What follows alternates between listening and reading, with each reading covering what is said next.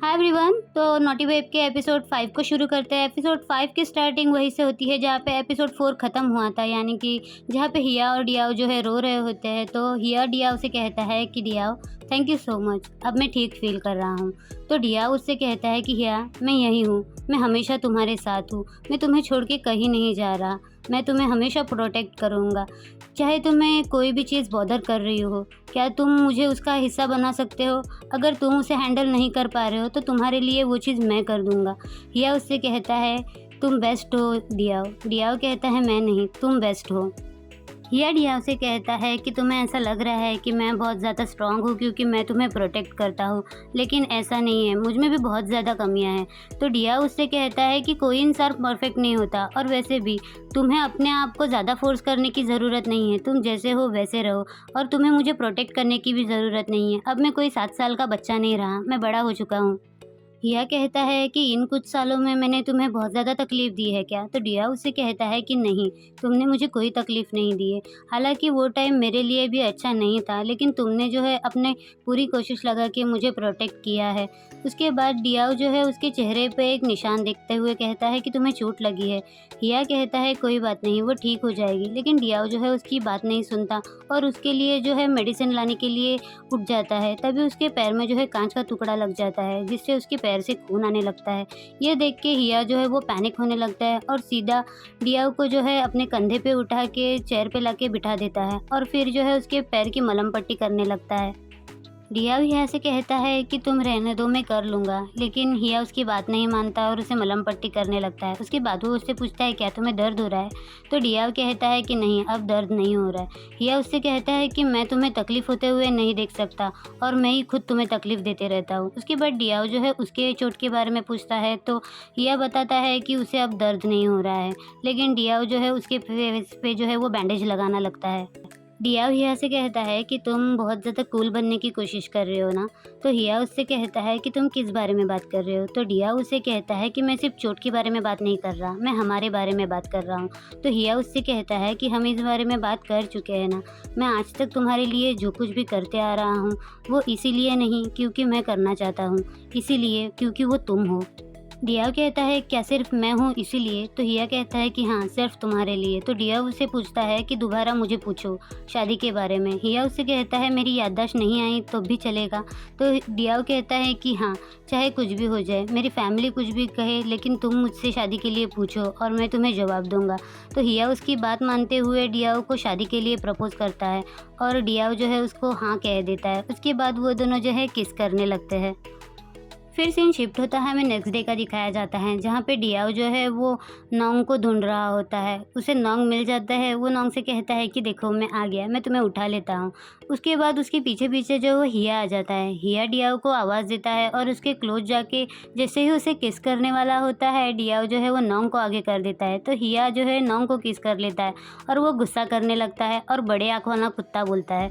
तो डिया उससे कहता है कि तुम्हारी याददाश्त चली गई है, लेकिन फिर भी तुम उसे इसी नाम से बुला रहे हो जैसे तुम पहले बुलाया करते थे। कहीं ऐसा तो नहीं है कि तुम्हारी याददाश्त जो है वो वापस आ चुकी है और तुम नाटक कर रहे हो अपने याददाश्त खोने की?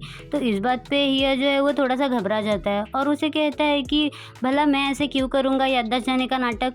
तो डिया जो है उसके गाल पे किस कर देता है और हिया से कहता है कि अपना काम अच्छे से एंजॉय करो। हिया उससे कहता है क्या तुम मेरे साथ नहीं आ रहे हो? तो डियाओ कहता है कि नहीं, मुझे और भी कुछ काम है, तुम जाओ। हिया उससे कहता है कि तुम रात को मुझसे कुछ बात करने वाले थे। तो डियाओ उससे कहता है कि हम तुम जब बिजी नहीं होंगे ना तब बात करेंगे, अभी तुम जाओ। ऐसा बोल के वो ज़बरदस्ती हिया को वहाँ से भेज देता है।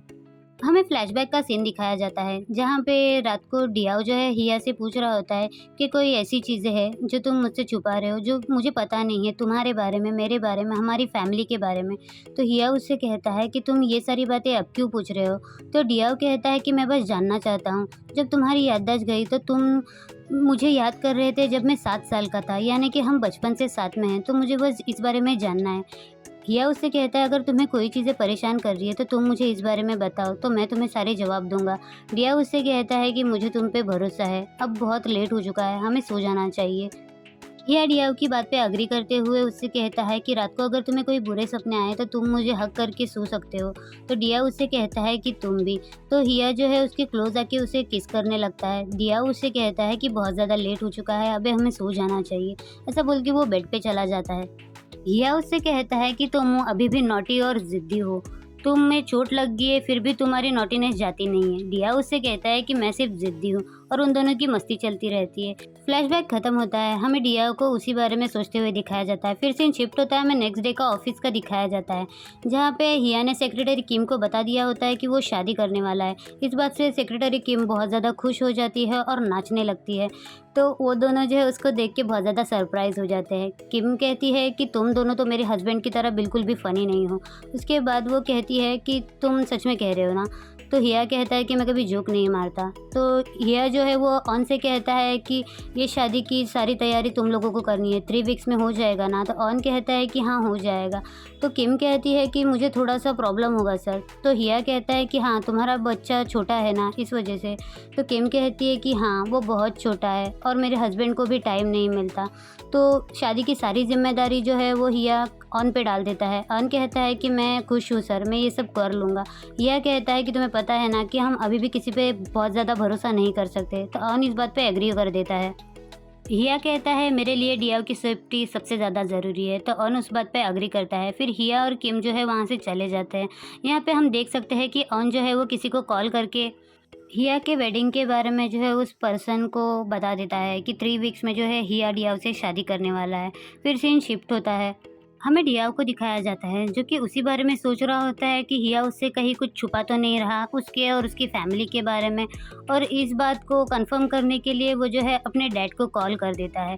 उसका डैड कॉल उठाते ही उससे पूछ लेता है कि आज तुमने मुझे कॉल कैसे किया। डिया उससे कहता है कि आप बिज़ी तो नहीं हो, क्या हम बात कर सकते हैं? तो उसके डैड कहते हैं कि हाँ, अब हम अलग अलग टाइम जोन में नहीं रहते, पहले जब तुम लंदन में रहते थे तब भी ऐसा पॉसिबल था। तो डिया उसे कहता है कि आपने सडनली मुझे यूके में शिफ्ट क्यों किया था? डिया के डैड कहते हैं कि मैं तुम्हारे लिए एक बेहतर ज़िंदगी चाहता था और उस टाइम जो है यूके में तुम्हें रहना बहुत ज़्यादा इजी था और तुम्हारे लिए बहुत सारी अपॉर्चुनिटी और हमारे पास बहुत ज़्यादा कनेक्शन भी थे और वैसे भी चैन फैमिली तुम्हें जो है वो सपोर्ट कर रही थी। डियाव कहता है कि आप मुझे बता सकते हैं कि चैन फैमिली हमें सपोर्ट क्यों कर रही थी? तो डियाव के डैड कहते हैं कि मैं इस बारे में बात नहीं करना चाहता, वैसे भी इस बात को बहुत ज़्यादा टाइम हो चुका है, तुम्हें इस बारे में जानने की कोई ज़रूरत नहीं है। डियाव कहता है लेकिन मैं जानना चाहता हूँ। तो डियाव के डैड कहते हैं कि तुम बस इस बारे में जानो कि उस टाइम पे तुम्हें जो है वो जीने के लिए बहुत अच्छी जगह मिली थी और तुम टैलेंटेड भी थे, तो मैं चाहता था कि तुम बस अपने नॉलेज का और टैलेंट का अच्छे से इस्तेमाल करो।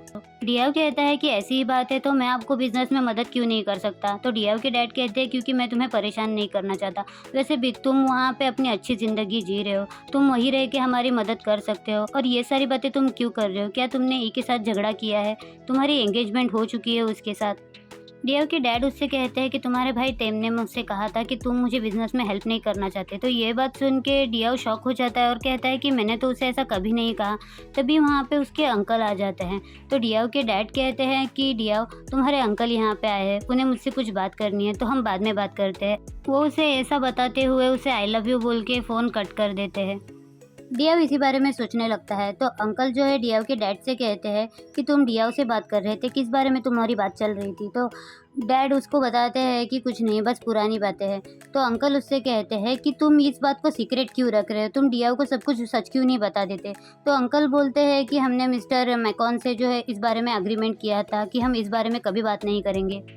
अंकल डियाव के डैड से कहते हैं क्या तुम्हें पता चला उनकी शादी के बारे में?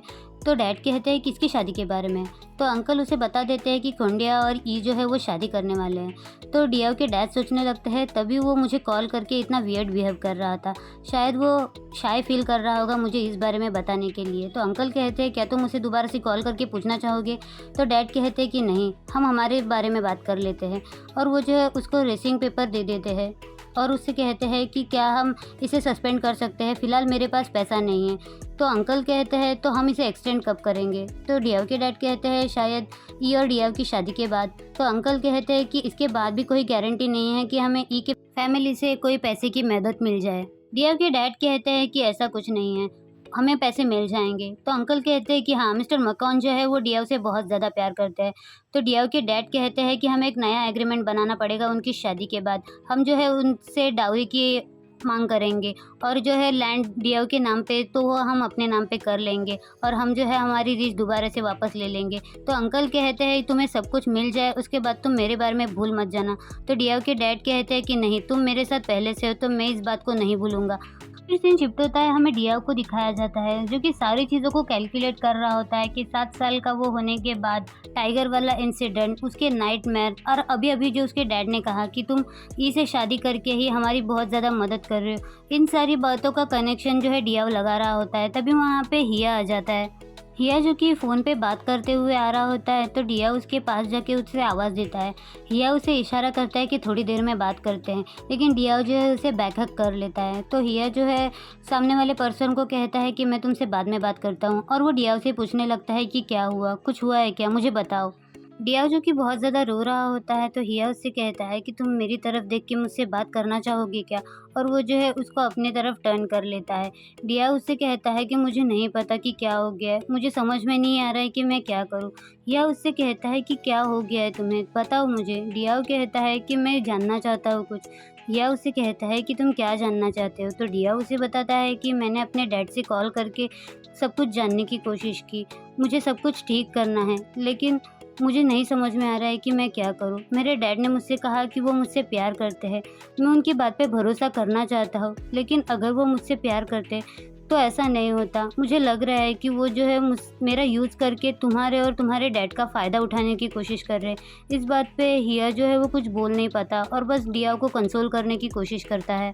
डिया कहता है कि मैं यहाँ पे रह रहा हूँ, इसीलिए तुम लोग जो है उनकी सारी बातें मान रहे हो ना। अगर मैं यहाँ पे नहीं रहता तो सारी चीज़ें बेहतर होती। ऐसा बोल के वो बहुत ज़्यादा रोने लगता है और हिया जो है उसे कंसोल करते रहता है। पार्ट 1 मैं यहीं पे ख़त्म कर रही हूँ। Thank you so much for watching.